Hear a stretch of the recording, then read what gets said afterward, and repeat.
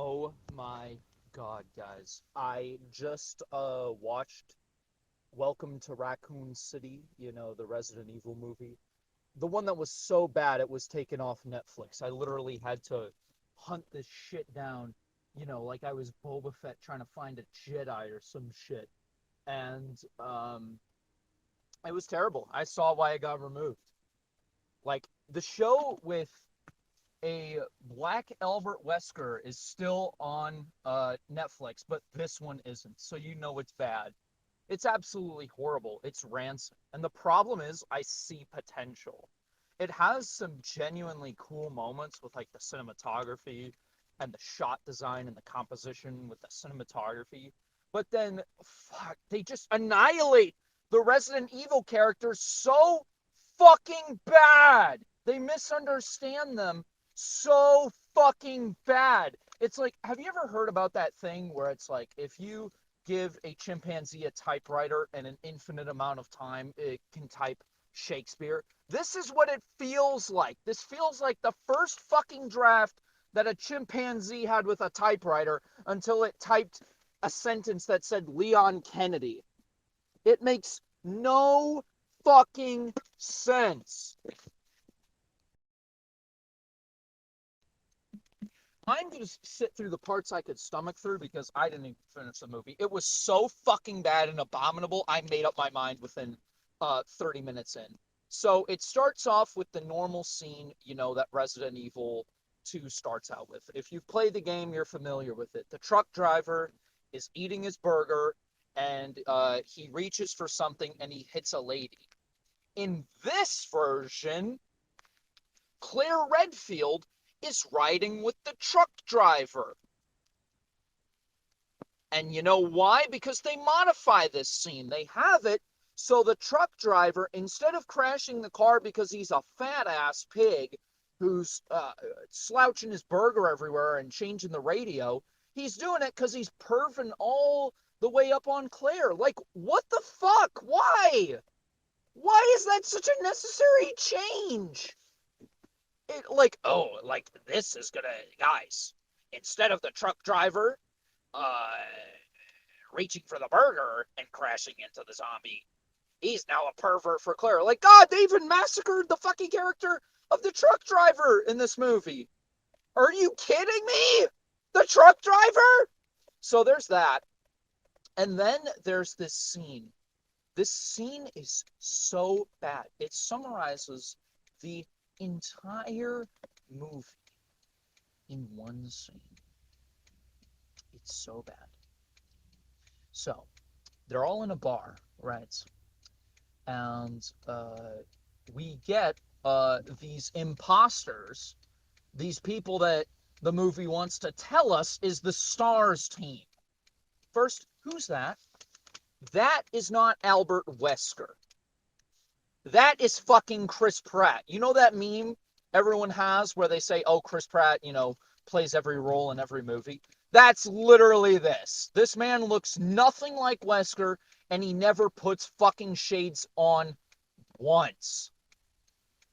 Jill Valentine doesn't look anything like her, not even only talking about the actress, just her uniform too. Like, where the fuck is the beret? Where the fuck is the shoulder pads? She doesn't have anything of it. If you told me this was Jill Valentine, I would look at you with the most blank, confused expression possible. And so we see sleeping at the counter Leon Kennedy. And then you realize something about this movie. You realize this movie is going to portray rookie cop Resident Evil 2 Leon as a worthless, lazy bumfuck. Showrunners, Netflix. Let me tell you guys a little secret. I've played Resident Evil 2 remake twice, so I can pretty accurately say who Leon's character is supposed to be in Resident Evil 2. Get close, get real close. Leon Kennedy is not a lazy fucking bum. Are you stupid? The whole point is he's smart. He's adaptable. He's cunning. The only problem is he's naive because, spoiler alert, Ada Wong used him. That's why. Holy, I really hate this because they portray him like he's a fucking Family Guy character or something. This isn't fucking Leon. The Leon I know wouldn't be fucking sleeping on the job. Just do, oh my bad. Getting fucking yelled at by Harvey Bullock from Gotham. Get the fuck out of here. God.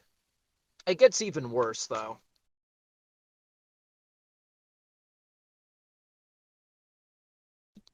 So what this scene culminates to, what I told you about Wesker, Jill, and Leon.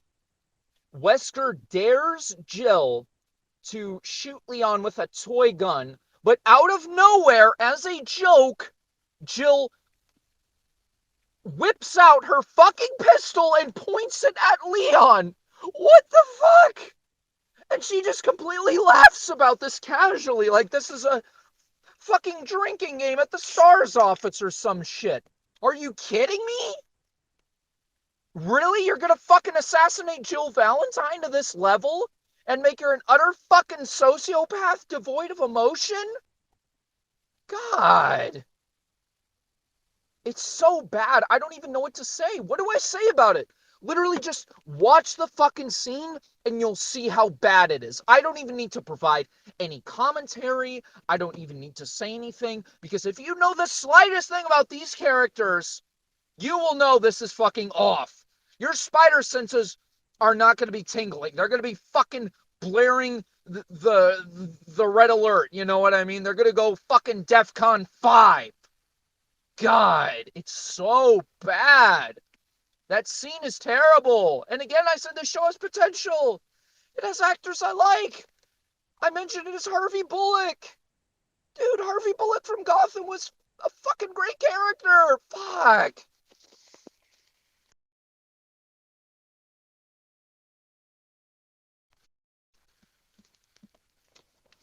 It also gets worse when we see the scene between Chris and Claire.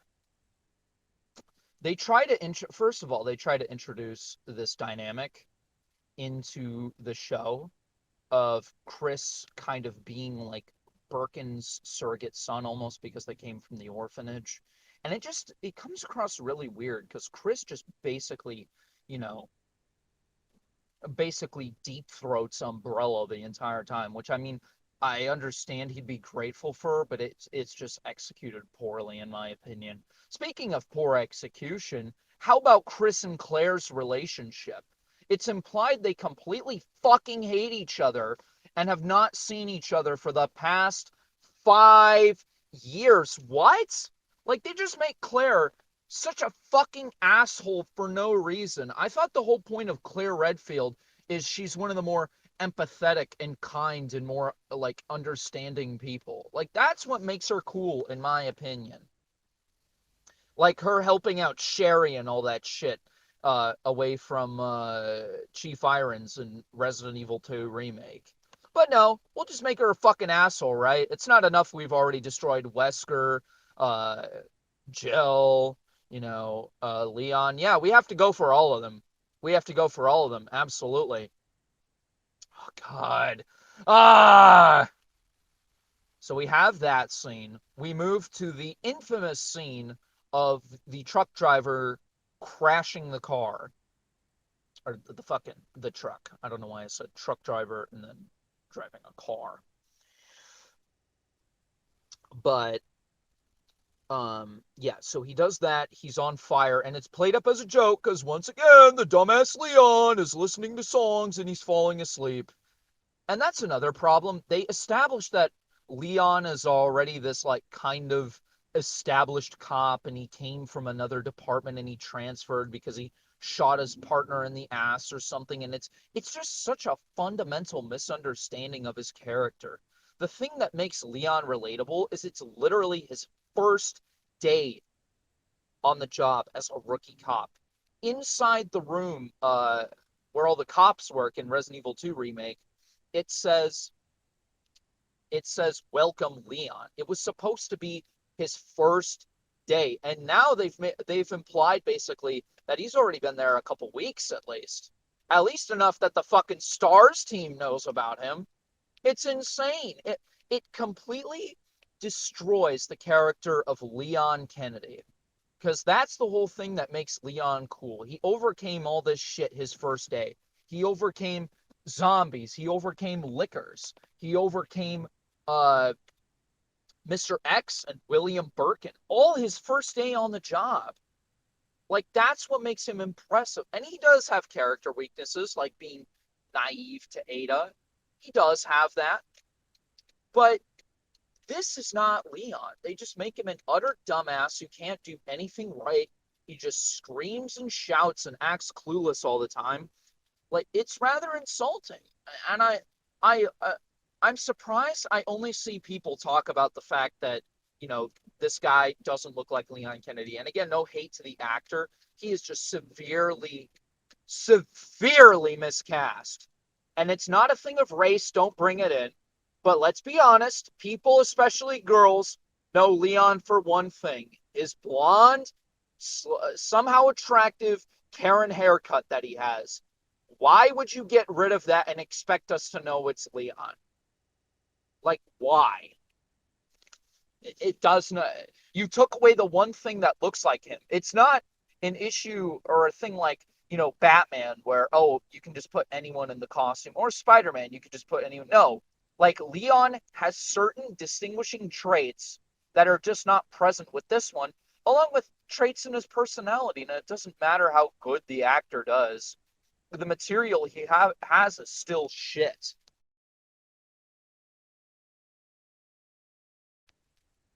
The scene that made me turn off the movie from physical sheer pain was the scene where we realize that the Stars group is going to the Spencer Mansion on September 30th, 1998. Does anyone know when the Stars group goes to the Spencer Mansion in Resident Evil 1? Anyone? Let's get some answers from the class. I'll give you 30 seconds on the clock. Have your answer? Okay, time's up. If you said anything but 1996, get out. Other than that, good job. You know something. So why the fuck is this taking place in 1998? Oh my God. You see what they're trying to do? They're trying to jam as much fucking fan service as they can into this movie. Which shows that they know what the fans want. They have some tact. I mean, there's a scene where they reference the Jill sandwich meme. Guys, we made a reference. We made a reference to the original game, Resident Evil 1. Do you remember when Jill said that? Oh, I remember. I remember. Well, guess what? Gee, yeah, this Jill is a fucking shell of her former self. I can't even say shell because it looks nothing like her. It's just this fucking pretender. God. So that is what destroys the movie. Not to mention Jill being an utter fucking sociopath again and just shooting a bird for no random or for no fucking reason, just because she feels like it. Like, can someone please tell me where in the Resident Evil lore Jill is a bloodthirsty killer? I know she's strong, I know she's independent, and I know she's a little bit stubborn, but this is not Jill. She acts nothing like this, and this is where I just turned off the movie, guys. You literally would be worth doing anything better. You would literally be better off watching that new movie Saltburn with Barry Keoghan, where he's like jerking off in the spa or something. You'd be better off watching that shit than Welcome to Raccoon City. This is an utter bastardization of all your characters. They've either been reduced to incompetent, lazy bumfucks or utter assholes who have no regard for emotion or sympathy. I would just save your time. It's not even worth, finding it on a site somewhere. It is terrible. And considering all the Resident Evil movies and TV shows we've gotten, that's saying something. Jesus Christ.